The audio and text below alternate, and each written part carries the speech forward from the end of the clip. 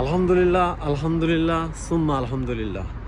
ঢাকা বিশ্ববিদ্যালয়ের হলে ১৬ বছর পরে গতকালকে আজান হয়েছে। ১৬ বছর পরে আপনি চিন্তা করেন, একটা মুসলিম দেশের একটা ঢাকা বিশ্ববিদ্যালয়ের মতো বিশ্ববিদ্যালয়ের হলে ১৬ বছর পরে আজান হয়েছে। এই ১৬ বছর কেন আজান হয় নাই? এই ১৬ বছর আজান হয় নাই কারণ আজানের আওয়াজে নাকি ছাত্রলীগের যারা করতো তাদের ঘুম ভেঙে যাইত। ওই ঘুম ভাঙার কারণে এই ১৬ বছর আজান হয় নাই। একটা বিশ্ববিদ্যালয়ে যখন আপনার আজান দিতে পারে না, শুধু একটা কারণে যে তাদের ঘুমে সমস্যা হয়, এই কারণে আজান দিতে পারে না। আর সেই ছাত্রলীগ, সেই আওয়ামী লীগের প্রতি আপনার এত সহানুভূতি হয়, তাদের বিচার করতে পারবো না। ঠিক আছে, যারা নির্দোষ তাদের হিসাব আলাদা। যে একটা ব্যক্তি নির্দোষ, আপনি তার বিচার করবেন কেন? তাকে আইনের কাঠগড়ায় দাঁড়া করবেন কেন? কিন্তু যে ব্যক্তি অপরাধ করছে, যে ব্যক্তি আমার ব্যক্তি স্বাধীনতাকে হরণ কইরা আমাকে বাধ্য করা হয়েছে, হলে থাকতে হইলে আমার কমিটিতে আসতে হইব, হলে থাকতে হইলে আমার সাথে প্রোগ্রাম করতে হইব, হলে থাকতে হইলে আমার সাথে সব সব প্রোগ্রামে অ্যাটেন্ড করতে হইব, যার পারফরমেন্স ভালো তাকে ভালো সিট দেওয়া হইব, এইসব কিছু যে ব্যক্তি শুরু করছে বা যেই দল শুরু করছে, তারা আপনি কিভাবে মাফ করবেন?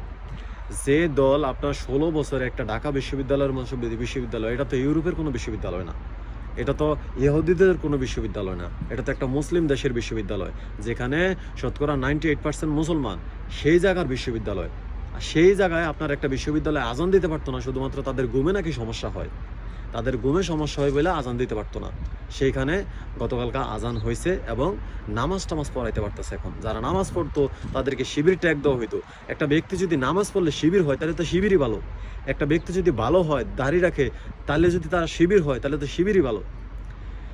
সেই সব কোনো কিছু এখন ডাইকা যাইতেছে, সেই সব ডাইকা এখন রাজনীতি শুরু হয়েছে। ওরে মাফ করে দেওয়া, তারে মাফ করে দেওয়া, ওরে মাফ করে দেওয়া। মাফ করেন, সমস্যা নাই, যে মাফ পাওয়ার যোগ্য তারে মাফ করেন। কিন্তু যে এইসব কর্মকাণ্ড বইরা বেড়াইছে একটা মুসলিম দেশের বিশ্ববিদ্যালয়ে, তারা কিভাবে মাফ করেন? আবার সেগুলাই পুনরুত্থান করে কিছু কিছু দল। আগে তো ওয়াজ মাহফিলে হুজুররা তাদের স্বাধীনতা অনুযায়ী বক্তব্য দিতে পারতো না। বক্তব্য দিলে মাইক কেড়ে নেওয়া হইতো, গায়ে হাত তোলা হইতো, পরবর্তীতে ডিপি অফিসে দায়িত্ব নিয়ে তাদেরকে নির্যাতন করা হইতো।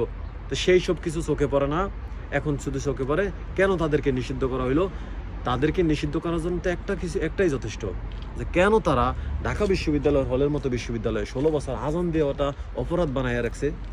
16 বছর একটা হলে আজান হয় নাই, আপনি কি মনে করেন? যাই হোক, অবশেষে সব কিছুর জন্য আলহামদুলিল্লাহ। যাই হোক, আল্লাহ তাআলা প্রত্যেকটা জালিম, প্রত্যেকটা অপরাধী সম্প্রদায়ের রাখেন না, একবার ধ্বংস করে দেন, আবার কাউরে সুযোগ দেন। যাক, আলহামদুলিল্লাহ, অবশেষে আজান দিতে পারছে।